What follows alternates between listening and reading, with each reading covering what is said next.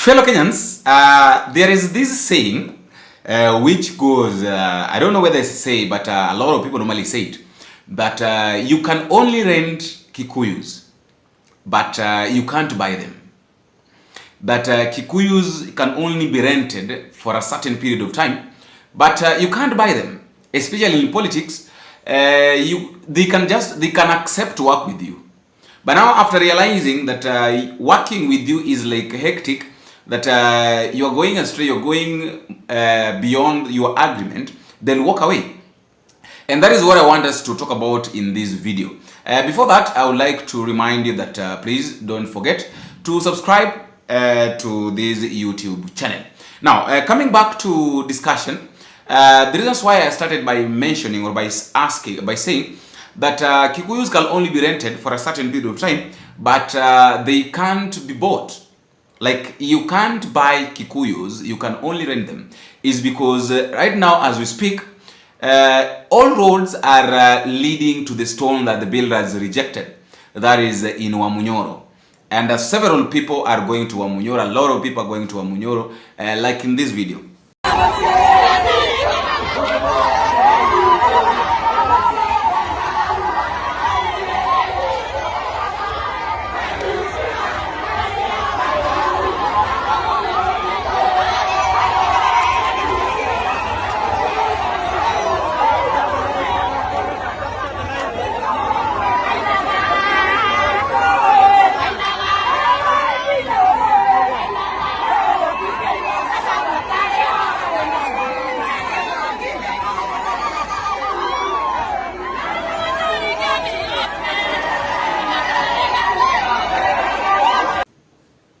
Now, the Embu UDA coordinators have decided to exit the party of UDA.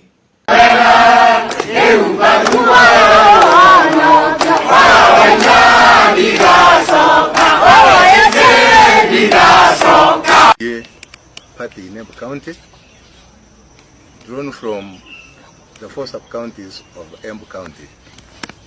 These are the people who recruited and sold the agenda of UDA party in the run-up to the last elections and delivered the leadership that is currently in place, right from the leadership at the national level to our county.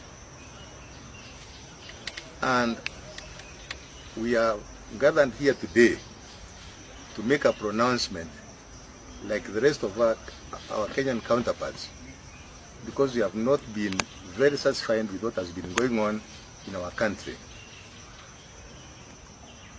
After serious consultations with our members and with the public on the ground, and taking into account the numerous pronouncements and promises that were given to Kenyans, and among the Kenyans, the people of Embu, we feel strongly let down by the Kenya Kwanza government in the manner that the service and delivery has been wanting all through. Efforts to make sure that our issues are addressed have fallen on deaf ears. After this team and those who are not here delivered the win and convince the people of Embu that they will be among the rest of Kenyans to benefit in our new government. This team was completely isolated and kept aside by the party chair, UDA party chair, who also happens to be our governor. We have made frantic efforts to make sure that she meets with this team of leaders to no avail. We said it's okay. If she didn't want to meet with the leaders, she can as well deliver on the promises. She has failed, she has let down the people of Embu, and the records are clear, right from the controller of budget to all the other reports that indicate whether deployment has taken place or not. And because there is a lot of hue and cry in the countryside, and being cognizant of the fact that we are the people who convince the populace of Embu people to vote for this government. We feel that we no longer want to be associated with a system that has failed our people in terms of service and delivery. And therefore, we are here to make a declaration that from today henceforth, we have nothing to do with the UDA party, and we want to leave it to Honorable Cicely to continue with it, and our cronies continue looting this county and to continue misadvising the government, so that when the final day comes, when people will be called to account, we shall not belong together with her as the leadership of UDA party. Therefore, as a county coordinator, Embu County of UDA, and also a member of the National Executive Council, Deputy National Treasurer in charge of programs, flanked by these leaders because these are the people who tirelessly worked to deliver. We are here to declare to our people in Embu that henceforth they should not associate us with the failures, the misrule, and the mismanagement of our resources in Embu, and the false leadership that is currently in place, both at the county and tumehama. We are three elements. We are learned to associate, to mingle and associate with the like-minded people. Hiyo chama tunaiacha leo kwa sababu ya mambo ambayo tumekuwa tukipitia. Mimi kama kijana ndio nilikuwa kijana mdogo sana kushikilia hii chama Manyata constituency na pia hapa Kirimari. Na niko na msikitiko mkubwa sana. Hii chama ilituahidi mambo mingi sana, bali tumekuja kukundua ni chama ya uongo. Unapata vijana pia walikarangu wanaabductiwa. Unapata governor anatuambia hii ndio itakuja kufanyika, hakuna kitu inafanyika. Mimi naona tu vijana wanaabductiwa hapa, kama huyu kijana wetu hapa anaitwa Mbili Mwangi. Governor ndiye kiongozi wa UDA, hawezi nena jambo lolote. Tunapata ni kiongozi kama Mheshimiwa Mkoji anasimama na vijana hapa. Mimi niko na masikitiko kubwa sana nikijiuliza kama kijana, nikiangalia vile hii serikali ya Kenya Kwanza ikiongozwa na UDA inatupeleka wapi. Nikifanya mahesabu zangu kama nikiwa katika chama, naona tunafaa kujiondoa tu, kwa sababu juzi naangalia kwa TV napata vijana wandogo wanafanya suicide. Sasa nashindwa kama inji tunaelekea wapi? Sioni viongozi ama serikali ya UDA ikiongea mambo ya vijana. Mimi mahali penye nafika naona ni vizuri kama vile tulishikana pamoja tukawaundia hii chama, tukawapeleka juu, tukawapatia mabawa yetu waburuke wakaenda huko juu. Tumenyang'anya wao mabawa yetu wakiwa huko juu. Sasa ni wakati wao kutuonesha watarudi na nini chini. Tuko tayari kushikana. Tuko tayari kushikana. Na kiongozi yeyote ambaye tunaona mawazo yetu na yake inalingana. Na tukiangalia hivyo kidogo tunaona kama kuna baba fulani anakuja kuhang court kwa room ya mama yetu. Na huko ni kwenyewe tutaelekea kama tukiongozwa na Mheshimiwa Mkoji. And that one brings us to several questions that we all need to ask ourselves. That why is it that the UDA coordinators of Embu are exiting UDA? First question first. What is the cause of them exiting UDA? Second question. Where are they going to? Or what is the motive of them exiting UDA? The motive of these guys exiting UDA is, these guys love being together. Like everybody love doing things together, especially if they have peace. Like let's say for instance in a family where there is peace, a family whereby people understand each other, you'll find that everybody wants to work with the other. Everybody wants to work with each other because they understand each other. So that is what is happening.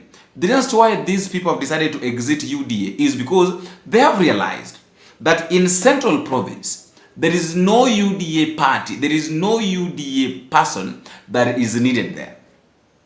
Why? Everybody is heading to Wamunyoro. So the first reason as to why these guys have decided to exit UDA is because in Central Province, UDA party is like a dead party. UDA party in Central is like a dead party. And you know, these two parties, UDA and ODM, it's going to reach a point, or it's going to come a time whereby they'll not be existing. Like, nobody will take them serious. Because tell me why you'll still support a party whereby the leaders are corrupt leaders, love themselves more than they love people they're supposed to serve. Raila Odinga is the owner of ODM party. William Samoei Ruto is the owner of UDA party. But what do they do? That is the question. What are they really doing for the party or with the party to make sure that Kenyans are satisfied? To make sure that Kenyans don't cry? Those are the questions that we need to ask ourselves. Number two is this. After these people have exited UDA, where are they heading to? My thought is this, that these people have decided to exit UDA. Their first landing is going to be Wamunyoro. Because Wamunyoro right now is the center stage of all Kikuyu leaders, especially those who are against William Ruto.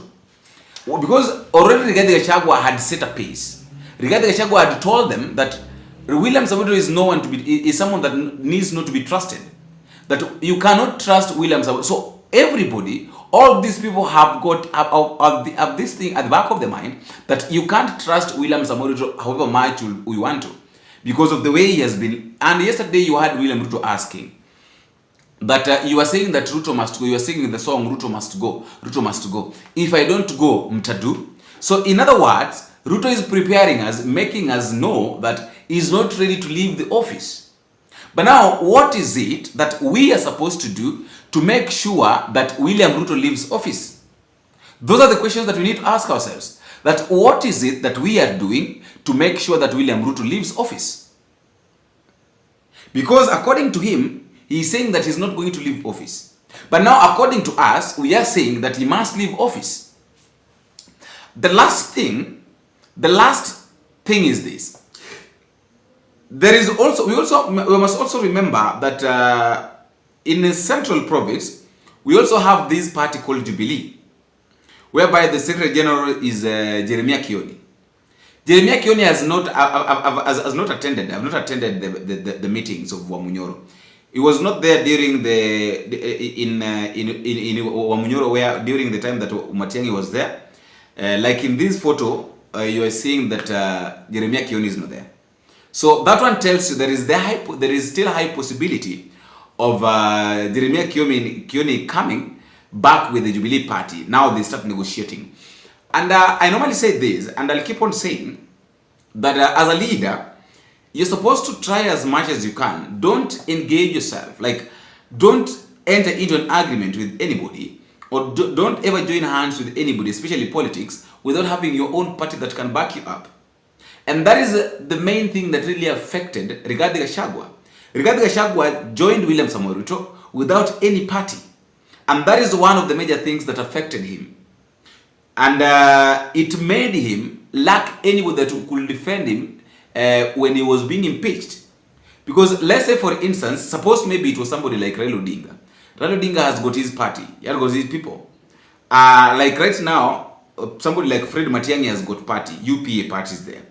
So it means that if at all anything happens, the members of the UPA party are in a position to defend Fred Okongo Matiang'i.